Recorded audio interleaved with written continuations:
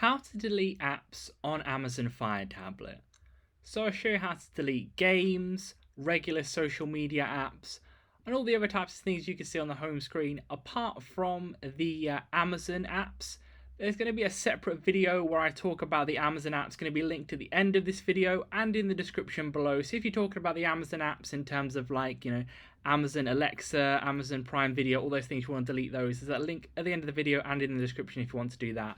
But for any of the other apps, all you're going to have to do is kind of press and hold on the app you want to delete. So for example here, you can look at the WhatsApp one, press and hold, then you should see this menu here where you just want to click uninstall app.